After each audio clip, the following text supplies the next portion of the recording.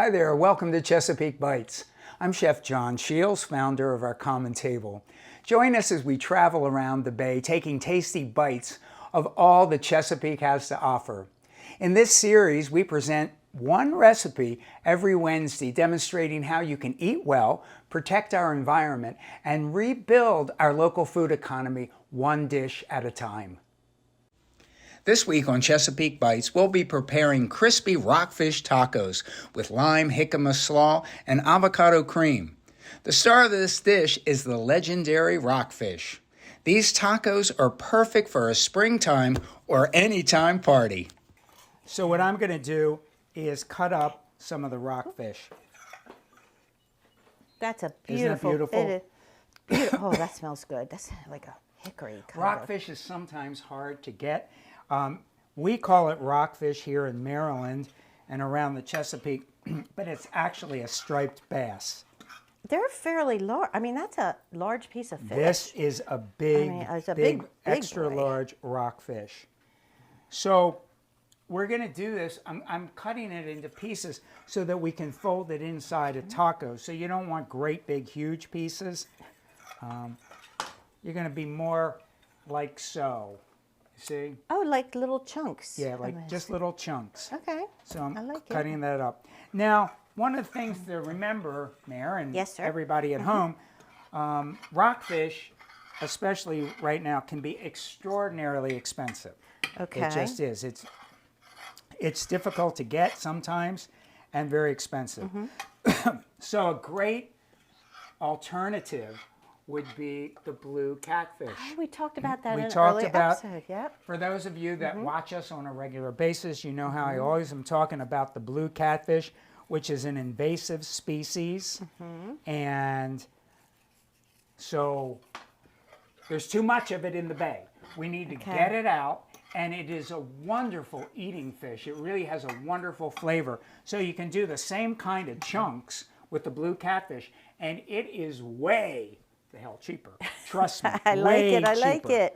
it. So that's always a great alternative if you want to watch your pocketbook and also still have something that's from the bay and doing some good things for the bay. Okay. All right, so great. So Mary has now made a basic seasoned flour. You do that for chicken, you do that for all kinds of things, but we're going to do it for our fish. So I'll put all that in here. And do I use the fork to stir it, or do I just dredge it with my fingers? Well, you could just dredge it with your fingers. So I would probably just go like that. And Oh, this is kind of fun. it's fun, isn't that nice? But I like finger painting and It's kind of finger painting. It's all It is. It's good. it's all a little messy. So in the meantime, I'm getting this Oil. the oil nice and hot. Gonna wait for that to sizzle a bit. And over here, I have another pan. So I believe that they gave us some of our tacos. They did. Beautiful. So I have a couple of different kinds. So I have a corn tortilla, and I have a flour tortilla. Okay. So it really depends what you like and what you know where you're trying to go with that. So basically, what I do is I'll often take a little bit of water, and then you just want to put the tacos into pretty much a dry pan. You're just trying to heat them through. The same thing. Now, often what I'll do with a corn one, because when you're having a corn tortilla, really what it is it's masa corn, water, and lime. And so there's not much in there. Okay. So basically all we're going to do is heat those through. And you can heat a bunch of them ahead of time.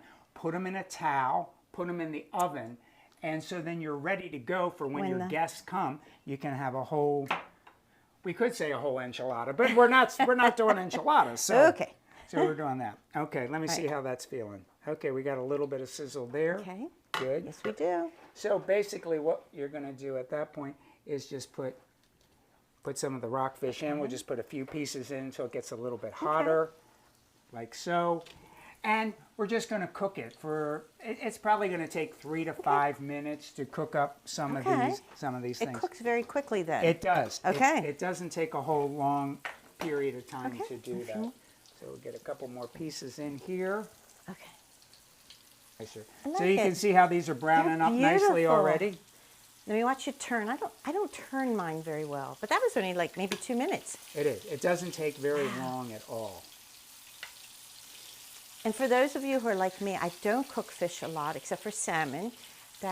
I'm always intrigued by it because it looks so easy. It is. I mean, it is. really looks easy. I mean, people get a little bit nervous. I do, yeah. About it. Now, the difference with rockfish or a striped bass from salmon, this is more dense. It's more meaty. True. So it is going to take a little bit longer to cook than a piece of salmon would.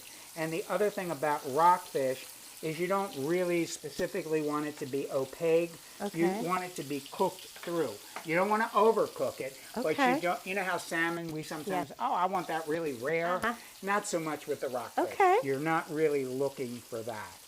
So anyway, so we have those just going right there. We have our Okay, so now let's make believe we were putting together some of these lovely things. Okay, Mare, let's go. Why don't you put a little crema down? Okay. Spread a little crema. All right. Right there. I think that looks good. Just a little bit on each one. About a teaspoon on each one. Because otherwise it'll come oozing out. It will come, but so see, I like the if you're walking around the party and it starts running down. So we spread it around. Okay, all right, next. Let's do a little slaw. Okay, a little slaw. Let me get a spoon. Just a little bit. Just a little bit. This part, we're just trying to get a little texture going on here. A little bit. A little bit, one more, and there you go, and you got it. Okay, beautiful. Lovely, lovely, lovely. Notice John says a little bit of the salt, pinch the salt. I never give enough, but this I'll heap it on. There we go. Now we got it. So if you see, next thing I'm doing, I'm taking the rockfish out and I'm putting it on paper towels. That's because we want to get rid of a little bit of the excess oil. Yeah. Lovely, lovely, lovely. Okay. I could never do a, what's it called when people make the plate looks really nice in a restaurant? When they present it, it looks really pretty. It has a little raspberry design. It's all I failed. It's I got it on the plate. It's the razzle-dazzle part. Okay, so next, what we could basically be doing is just nestling in a couple of pieces of rockfish. This looks so good. Like right in there. It smells good too. And it's hot. It is hot. It's hot. It's a little hot. By the way. Oh my gosh. And then you just want to take salsa? a little bit of salsa. Okay. Fresca right on top here. La, la, la, la. That looks beautiful. Isn't that pretty? Yeah, it really is. And then we take like so. We put a little bit more of that. And if you want, you could put just a little dollop. A little dollop, a little boop. Oh, look of at that that. on there. That's so cute. And then you have a taco. Now you can also put all kinds of other things out there, some hot sauces on your thing. You can put some grated cheeses on there. You can do whatever you like. And I also suggest you do a bunch of different things. So we did chicken for people who don't like fish. We did the jackfruit for people who are vegetarian. So you want to have something for everybody. So there we go. We have our rockfish tacos.